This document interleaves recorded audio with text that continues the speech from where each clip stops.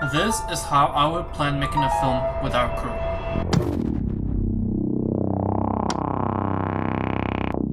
Let's start with pre-production. So the thing about making films by yourself is the fact that you have to make stories where it's only you. I mean, you could make stories where there's multiple characters, of course, but remember, since you are going to be filming by yourself, you're going to be acting those different characters. This was the case when it comes to crime.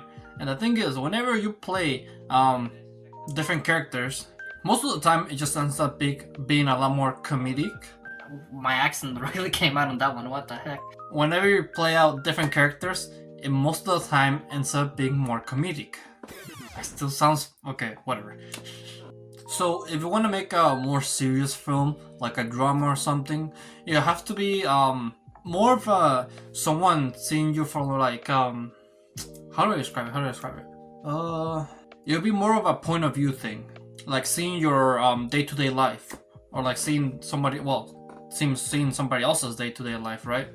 Or you could also have the third option where you tell stories, but you do have different characters, but those different characters are told through AI or like through text.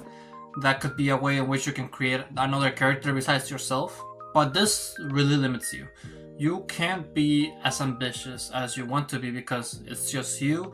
And if you, for example, want to have your film be set in outer space and you want to have another Star Wars story, right? It's going to be really hard to have that by yourself. And I kind of did that once.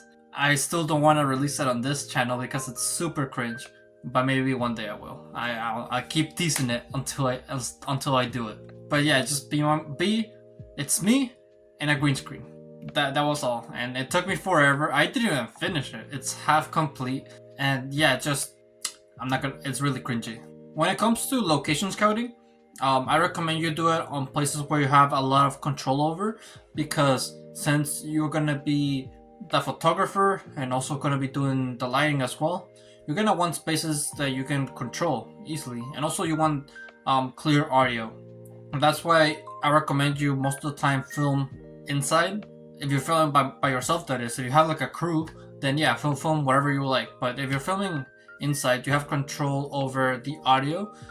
Well, I'm talking about your house, of course. If you're filming at your house, you have control over the audio, lighting, camera, things that you can move around, like the set, as I guess you could say, and also the wardrobe. You can have easy access to your wardrobe. That's something that I had when I did crime. If you watched the film and you saw that I switched between different characters, you can tell that since I was in my house already, I could just grab another outfit and pretend to be a different character. Now let's talk about production. So the thing about production is the fact that it takes a long time. Pre-production, you can take as much time as you need. As a matter of fact, when it comes to writing the story, it only took me like 1 hour or two to write the story and prepare everything, like the outfit and where I'm gonna shoot it and the type of camera positions. All of that took me 2 hours.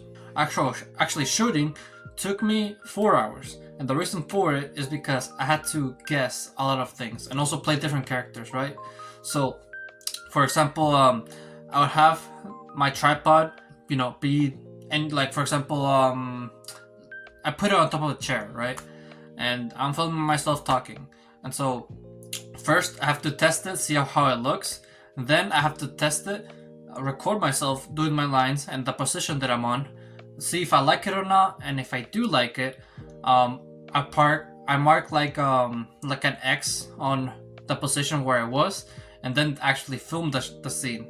And then let's say I don't like how that scene went, I have to redo it until I like it, right? And so that's the reason why it took me a long time. And let's say I'm doing my lines and I'm talking to another character. Now I have to do the same process, change the outfit, and then say my lines with the other character. It's a very tedious process, and my shout out to everybody who does a film by themselves and actually turns out good. The best example that I can give out is Bo Burnham's Inside, and something that I praise this guy for doing is the fact that he has a really good environment. The environment fits the type of tone he has when it comes to the song that he's doing. and that's something that I regret not doing when doing the crime scene. The fact that the environment didn't really the environment didn't really match the story that I wanted to tell. As a matter of fact, the first shot of crime is like a zoom out of me writing down, right? But what you can see also is above me there's a poster of My Hero Academia, and as a matter of fact, I took it down. I still like My Hero Academia, don't get it wrong, but it was like right over there. Around there was where the first shot of crime was, and it would have been really tedious as well to change my whole room, make it like completely empty.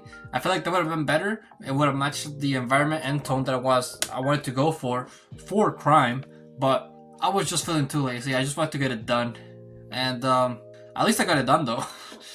But I recommend you go and watch Bo Burnham's Inside in order for you to get a good reference of how making a film by yourself that's good could work, and also to get more ideas, right? Now let's talk about post-production. So post-production shouldn't really take long. As a matter of fact, I did it on my own computer, on my own desk. It took me like around 2 hours to film, and as long as it's not too ambitious, it shouldn't take you too long, right? So overall, everything should have taken me like around 8 hours, which is a typical shift, full-time shift, right? Now, with that in mind, would I recommend you make a film by yourself? Of course not. One of the things that I didn't like about making the film by myself is the fact that afterwards, I posted it, I was proud of it, but something that felt kind of empty was the fact that I didn't really grow as a filmmaker, right? Since my attention was divided onto so many things, lighting, editing, making the story, directing, acting, right? Since I was focused on so many things, I didn't really allow myself the opportunity to grow one specific skill. I didn't grow all of those skills because I was not really focused as much. My attention was not fully into just one. Remember, if you want to grow in anything in life, it's all about quality instead of quantity. That's why whenever people say that, oh, I studied 8 hours yesterday, I'm not really impressed by that, because who knows, maybe those 8 hours might have been mindless, right? Your mind might be wandering. You might not be paying as much attention. Right? And so I always recommend finding crew. That way you can level up on one skill. Find crew. There's other ways in which you can get a team. I go in detail in several of my videos, but if I could recommend an easy one that you could do online, I recommend going into Backstage. Backstage is a good place where you can find work, filmmaking work specifically. I have a link in the description. It is an affiliate link. You do have to sign up and get a subscription to get Backstage, but I do really recommend it. It's a website where you can find filmmaking work very easily. I'm not sponsored or anything, I just really like the website. So with that, thank you for watching this video. If you liked it, be sure to leave a like. Subscribe if you're new, if you like my channel, and always remember to live your life like there's no tomorrow.